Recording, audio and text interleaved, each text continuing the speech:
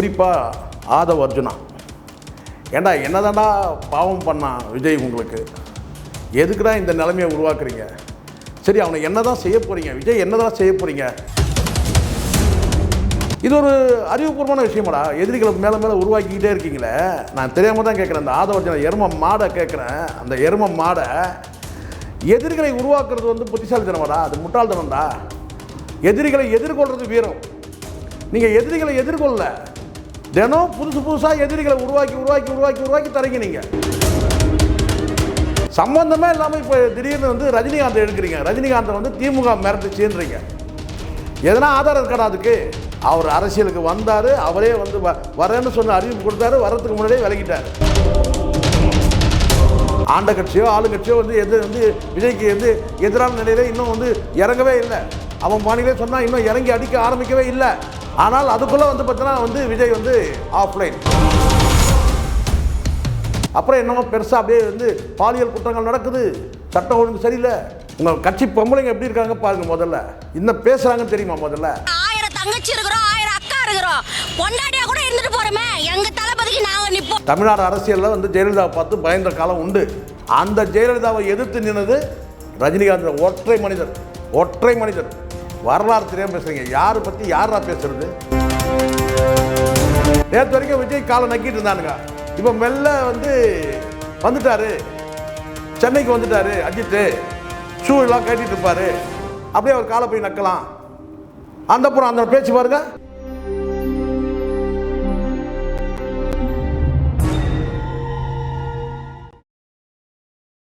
ஆடுகளம் cinema நேயர்களுக்கு என் அன்பான வணக்கம். எத்தனை ஆப்பு தாண்டா வைப்பீங்க அப்படின்னு கேட்குற மாதிரி தான் இருக்குது. இந்த டிவிக்கேல இருக்கிற தற்கொலைகளை பார்த்து அப்படி தான் கேட்க வேண்டியதாக இருக்குது. அதுவும் குறிப்பாக தலைமை தற்கொலையாக இருக்கக்கூடிய சில நபர்கள், குறிப்பாக ஆதவ் அர்ஜுனா, ஏண்டா என்னதாண்டா பாவம் பண்ணான் விஜய், உங்களுக்கு எதுக்குடா இந்த நிலைமையை உருவாக்குறீங்க? சரி, அவனை என்ன தான் செய்ய போகிறீங்க? விஜய் என்ன தான் செய்ய போகிறீங்க? அப்படி தான் வந்து கேட்க தோணுது. ஒரு மனிதரை ஒரு அரசியலுக்கு அது ஆர்வம் இருக்கட்டும், ஆர்வம் இல்லாமல் போட்டோம், அல்லது முதலமைச்சர் பதவி மீது வெறி இருக்கட்டும், வெறி இல்லாமல் போட்டோம், அரசியலுக்கு வந்த நபர் பொதுவாகவே எதிரிகளால் வீழ்த்தப்படுவாங்க. இது கடந்த காலத்தில் நம்ம பார்த்துருக்கோம். அது மன்னராட்சி காலத்தில் இருக்கட்டும், மக்களாட்சி காலத்தில் எதிரிகளால் தான் வீழ்த்தப்படுவாங்க. ஒரு அரசியல்வாதி அப்படி தான், தனக்கு யார் எதிரியோ அவங்களால தான் வீழ்த்தப்படுவாங்க. அது தேர்தல் தோல்வியாக இருக்கட்டும், அல்லது கட்சியே நடத்த முடியாத ஒரு சூழல் உருவானா கூட அது போட்டி கட்சியான ஒரு கட்சியால் தான் முடியும்.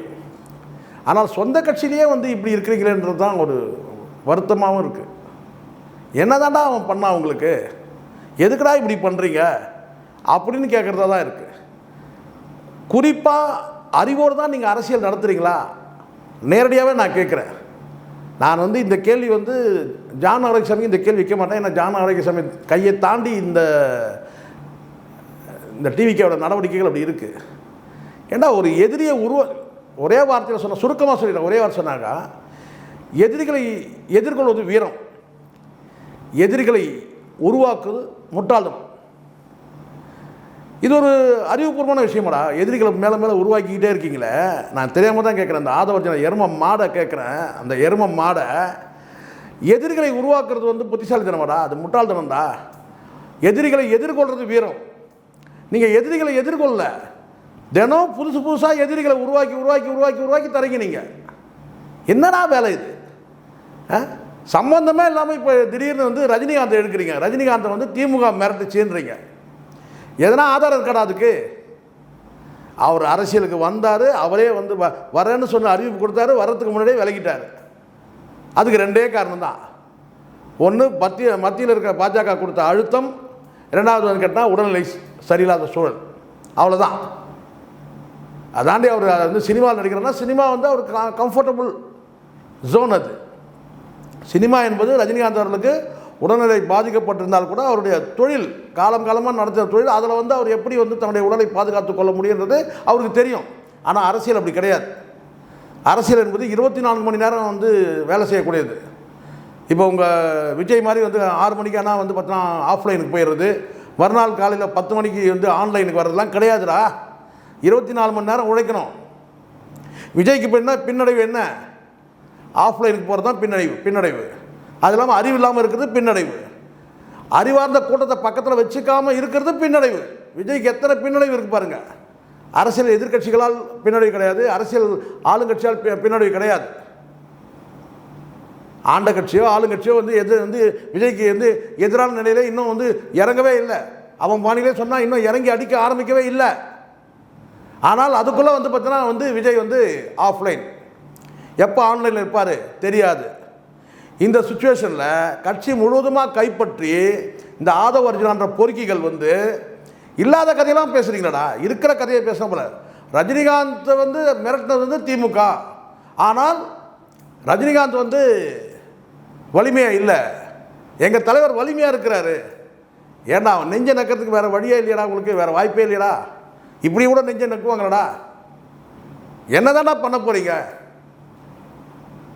மேலும் மேலும் எதிரி. தேர்தல் நேரத்தில் பத்திரிகையாளர்களை பகைக்கிறீங்க, தேர்தல் நேரத்தில் காவல்துறையை சட்ட ஒழுங்கில்லைன்னு பகைக்கிறீங்க, தேர்தல் நேரத்தில் மிகப்பெரிய கல்ட்டாக இருக்கக்கூடிய ரஜினி போன்ற மிகப்பெரிய ஆளுமைகளை மட்டம் தட்டி, பேச தெரியாமல் பேசி மட்டம் தட்டி பலவீனமாக்கி தேவையில்லாமல் பகைமையை உருவாக்கி தரீங்க. அதனால் தான் நான் மீண்டும் சொல்கிறேன், எதிரிகளை உருவாக்குவது முட்டாள்தனம், எதிரிகளை எதிர்கொள்வது வீரம். நீங்கள் என்ன செய்கிறீங்கன்ற பாருங்கள். ரஜினிக்கு நீங்கள் என்ன செய்கிறீங்கன்ற பாருங்கள். தினம் விஜய்க்கு ஒரு புதிய சிக்கலை உருவாக்கி தரீங்க, புதிய அரசியல் எதிரிகளை உருவாக்கி தரீங்க. இதெல்லாம் அறிவார்ந்த செயலா? சொல்லுங்கள். அரசியல் ரீதியாக விமர்சனம் பண்ணால் உடனே ஒருமையில் பேசி பத்திரிகையாளர்கிட்ட சண்டை. இன்னொரு பக்கம் காவல்துறை பார்த்தீங்கன்னா 1 மாத காலம் தான் இருக்குடா தேர்தலுக்கு, இப்போ போய் சட்டம் ஒழுங்கு சரியில்லைன்னு சொல்லிட்டு போய் ஆர்ப்பாட்டம் பண்ணீங்க. எவ்வளோ நாள் என்ன பண்ணீங்க?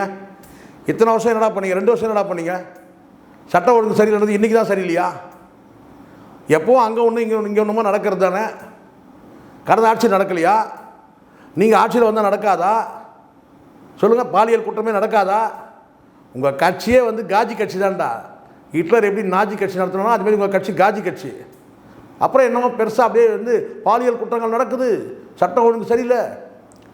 உங்கள் கட்சி பொம்பளைங்க எப்படி இருக்காங்க பாருங்கள். முதல்ல இன்னும் பேசுகிறாங்கன்னு தெரியுமா? முதல்ல சம்மந்தமே இல்லாமல் பார்த்தோன்னா தினம் ஒரு பார்த்தீங்கன்னா விரோதியை உருவாக்கி தரீங்க, எதிரியை உருவாக்கி தரீங்க.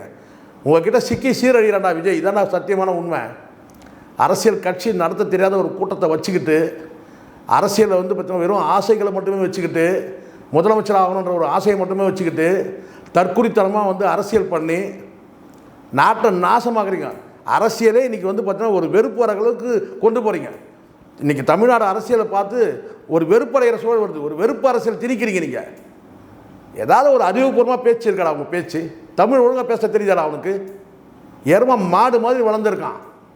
வாரிசு அரசியல் சொன்னால் தங்கச்சியை கொண்டு மேடையில் நிற்க வைக்கலாம், மன்னர் ஆட்சின்னு சொன்னால் இங்கே தங்கச்சியை கொண்டாதுக்கு அறிமுகப்படுத்தலாம். கேவலமாக இல்லை உனக்கு? நீ செய்தால் எல்லாமே சரி, மற்றவங்க செய்தால் தப்பாது. மன்னர் ஆட்சின்ற, மன்னர் பரம்பரைன்ற, அப்புறம் எதுக்குடா உன் தங்கச்சி மேடைக்கு வந்தா? வெக்கமா இல்லையா அவனுக்கு சொல்கிறதுக்கு, மன்னர் ஆட்சி சொல்கிறதுக்கு? அவர் பாட்டுன்னு அவருடைய வேலை உண்டு, அவர் உண்டுன்னு இருக்கிறார்.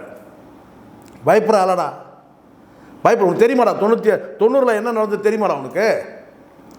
ஜெயலலிதா எம்ஜிஆரை பார்த்து யாரும் பயந்தது கிடையாது, கலைஞரை பார்த்து யாரும் பயந்தது கிடையாது, அண்ணாவை பார்த்து யாரும் பயந்தது கிடையாது, காமராஜரை பார்த்து யாரும் பயந்தது. ஆனால் ஜெயலலிதா பார்த்தா பயந்தாங்க. உண்மை. தமிழ்நாடு அரசியலில் ஜெயலலிதாவை பார்த்து பயந்த காலம் உண்டு. அந்த ஜெயலலிதாவை எதிர்த்து நின்னது ரஜினிகாந்த். ஒற்றை மனிதர். வரலாறு தெரியாமல் பேசுகிறீங்க. யாரை பற்றி யாரா பேசுறது? ரஜினிகாந்தை பார்த்து இவங்க மிரட்டினாங்க. இல்லாத ஒரு விஷயத்தை அப்படியே ஒரு வேளை மிரட்டி இருந்தால் கூட ஜெயலலிதாவே மிரட்டலை. இதான் உண்மை. அப்படி மிரட்டி இருந்தால் எப்படி அடுத்தடுத்து மேடையில் போய் பங்கேற்க முடியுது? சொல்லுங்கள். நியாயம் வேணாம். உதயநிதி அரசியலுக்கு வரணும், அவருக்கு வழிவிடணும்னு போய் பேசுகிறாரு. பேசுவாரா? மிரட்டியிருந்தா பேசியிருப்பாரடா? அறிவு வேணாம் உங்களுக்கு கொஞ்சமாச்சும்? எதையாவது தின்ட்டு வாந்தி எடுப்பீங்களாடா மேடையில் பப்ளிக் மத்தியில்? பொறுக்கித்தனமா? மாமனார்கிட்ட அண்டி பிழைக்கிற நாய் நீ. மாமனார் கொடுத்த சொத்தில் உட்காந்து தின்றவன் நீ. அதை கொண்டு வந்து இந்த ஊதாரித்தனமாக இந்த சில்லறைகளை செதற விட்டு இந்த தற்கொலைகள் கிட்ட நானும் ஒரு அரசியல் கட்சி தலைவர் சீனை ஓட்டிகிட்டு இருக்கிறேன். வெக்கம் இல்லைடா உனக்கு? எத்தனை பேர் கேட்குறாங்க உன் தொழில் என்ன, உன் வருமானம் என்ன? அசிங்கமாக ஒவ்வொரு தடவையும் நானும் பார்க்குறேன். வந்து பார்த்தீங்கன்னா யாராவது நம்ப முடியுமாடா? திமுக வந்து மிரட்டுச்சு. அதை என்னைக்கு சொல்கிற நீ? கட்சியில் என்னைக்கு வந்து சேர்ந்த? தலைவர் வலிமையான தலைவரா? வலிமையான தலைவரா? ஏன்டா 6 மணிக்கு போய் சரக்கு அடிச்சு தூங்குறான்? நீ இப்படி பேசுந்தா உன் தலைவனுக்கு தெரியுமா? முதல்ல இவன் சும்மா இருக்கணும்னா தூண்டி விட்றேன். இப்போ ரஜினி ரசிகர்கள்லாம் கிளம்பி வராங்க. கிளம்பி வந்து அடி நடிக்க போகிறாங்க. இது என்ன அறிவார்ந்த அரசியல்? தற்கொலைத்தனமாக இந்த அரசியல் வெக்கமாக உங்களுக்கு? இது ஒரு அறிவார்ந்த அரசியலா தேர்தல் நேரத்தில்? அடுத்தது இன்னும் அஜித் அவரை கொண்டு வாங்க. இந்த ஒருத்தர் கொண்டு வரான். அஜித் வந்து ஜோசியக்காரன் சொல்லிட்டாங்க ஒரு முதலமைச்சர் ஆயிடுவார்னு சொல்லி ஒரு நாய் சொல்லுது. அந்தரன் சொல்லிட்டு ஒரு நாய். அவர் நிம்மதியாக இருக்க முடியாது உங்களுக்கு. அவர் நிம்மதியாக இருக்கிறாரு, ஏதோ கார் ரேஸுக்கு போயிட்டு வராரு, நிம்மதியாக இருக்கிறாரு. உடனே அஜித் எடுத்துக்கிறானுங்க. அஜித் வந்து ஜோசியக்காரன் சொன்னான் 43 முதலமைச்சர் ஆயிடுவார் சொன்னான். எப்படிலாம் வந்து பேசுகிறானுங்க, அப்படியே பல்ட்டி அடிக்கிறானுங்க. நேற்று வரைக்கும் விஜய் காலை நக்கிட்டு இருந்தானுங்க. இப்போ மெல்ல வந்து வந்துட்டார், சென்னைக்கு வந்துட்டார் அஜித்து. ஷூ எல்லாம் கட்டிகிட்டு இருப்பார், அப்படியே அவர் காலை போய் நக்கலாம். அந்தப்புறம் அந்த பேச்சு பாருங்க. நேற்று வரைக்கும் வந்து விஜய் கால் நக்கிறானுங்க, இப்போ அப்படியே வந்து அஜித் கால் நக்கிறதுக்கு வரானுங்க. எவ்வளோ பேச்சு பேசுனானுங்க கடந்த காலத்தில்? கொஞ்சம் நஞ்ச பேச்சா பேசுனானுங்க அஜித்தை பற்றி. ஏன்னா இந்த பொழப்பு இருந்தால் ஒரு நிலைப்பாட்டில் நில்லுங்க. அசிங்கமாக போயிட்டு வந்து பார்த்தீங்கன்னா இல்லாத கதையெல்லாம் எடுத்து பேசுகிறீங்க. முதலமைச்சருக்கு ஆசைப்படுறவராடா அஜித்து? அறிவு தான் சொல்கிறதுக்கு வேணாம். என்றைக்கோ சொன்ன நான் ஜோசியக்காரன், அதை எடுத்து இன்றைக்கி விட்டுன்னு விட்றான். ஏன்னா இவனுக்கு தேவை என்னன்னா இனி காக்கா கூட்டத்தை நம்ப முடியாது, இனி கழுவி ஊற்றுவானுங்க, இதுக்கு மேலே நம்ம முட்டு கொடுக்க முடியாது, அது வேறு சொல்கிறானுங்க. இதுக்கு மேலே எங்களால் முட்டு கொடுக்க முடியாது சொல்லி இப்படி அப்படியே வந்து அஜித் பக்கம் வரானுங்க. வெக்கமாடா இந்த பொழப்புக்கு? மீண்டும் நான் சொல்கிறேன், எதிரிகளை வந்து உருவாக்குவது முட்டாள்தனம். எதிரிகளை எதிர்கொள்ளணும், அதான் வீரம். உங்ககிட்ட வீரமும் கிடையாது, அறிவார்ந்த அந்த சக்தியும் கிடையாது. ஒரு முட்டாள் கூட்டம். அந்த முட்டாளுக்கு நம்ம கட்சிக்காரனா என்ன பேசுகிறான்னு தெரியாது. இந்த ஆதவர்ஜனா என்ன பேசுனான் கேளுங்க, தெரியாது. இவன் பேசும்போது அவன் மிதந்துட்டு இருக்கிறான். இந்த லட்சத்தில் கட்சி நடத்துகிறானுங்க. உருப்புற வழியை பாருங்கடா. தற்கொலை கூட்டங்களை வச்சுக்கிட்டு அரசியலை வந்து பார்த்தீங்கன்னா வந்து சேரும் சகதியமாக்குறீங்க. முடியலன்னா கட்சி நல்ல நாள் பார்த்து கலைச்சிட்டு போங்கடா. அரசியல் கட்சி நடத்த தெரியல, கலைச்சிட்டு போயிட்டே இருங்க. அரசியலாவது சுத்தமாக இருக்கும். நீங்கள் வாழ்ந்தான்னா வீழ்ந்தா என்னடா, அரசியலாவது வாழும்.